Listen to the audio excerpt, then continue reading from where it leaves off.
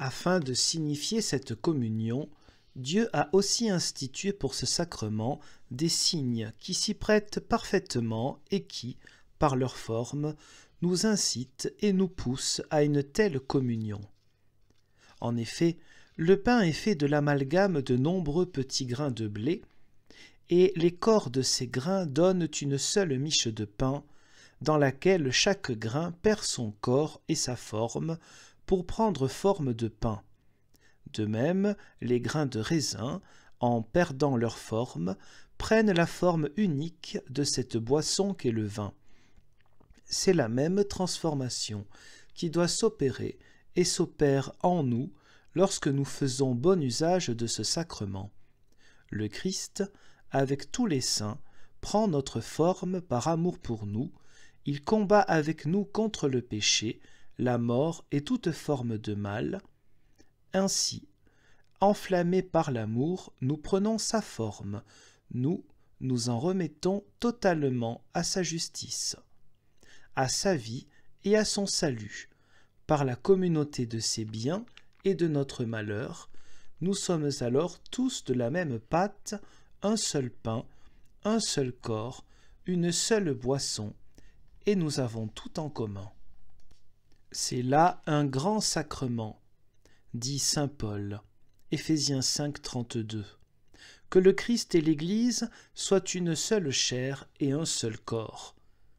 Nous devons en retour nous laisser transformer par cet amour, accepter comme les nôtres les infirmités de tous les autres chrétiens, prendre sur nous leurs formes et leurs besoins, et leur faire partager tout ce que nous avons de bon, afin qu'ils puissent en profiter.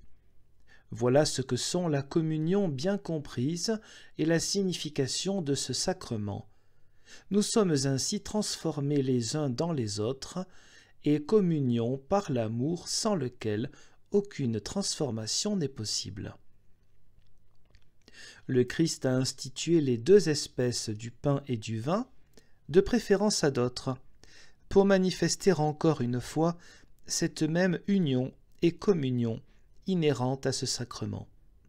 Il n'existe en effet pas d'union plus intime, plus profonde et plus indissociable que celle de l'aliment avec celui qui l'absorbe, puisque l'aliment pénètre et se transforme en la substance de celui qui l'absorbe pour ne faire qu'un avec ce dernier.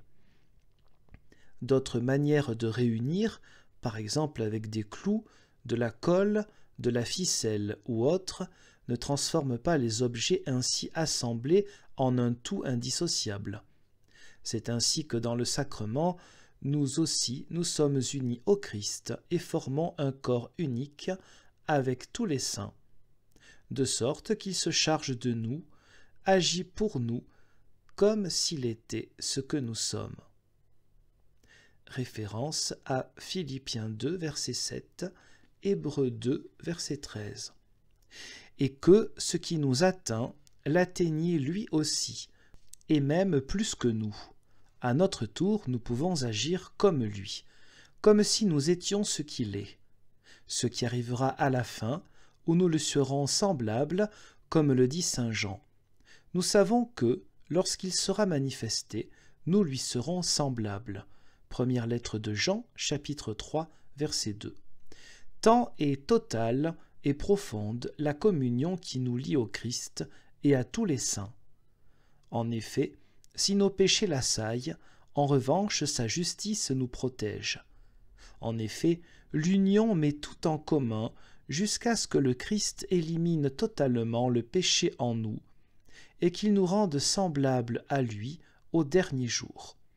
Aussi, ce même amour doit-il nous unir à notre prochain et l'unir à nous.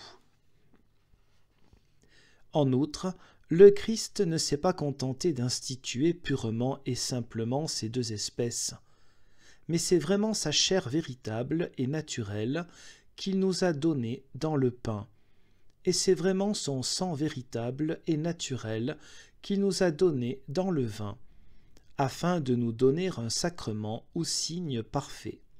Car, de même que le pain est transformé en son corps véritable et naturel, et que le vin est transformé en son sang véritable et naturel, de même serons-nous aussi véritablement intégrés et transformés dans le corps spirituel, c'est-à-dire la communauté formée par le Christ et tous les saints.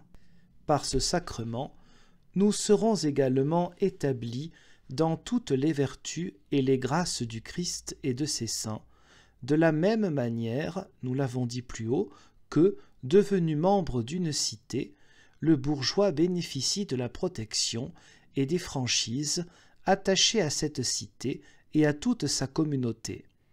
C'est pourquoi le Christ n'a pas institué une espèce unique, mais a distingué sa chair sous l'espèce du pain et son sang sous celle du vin, pour bien montrer ceci.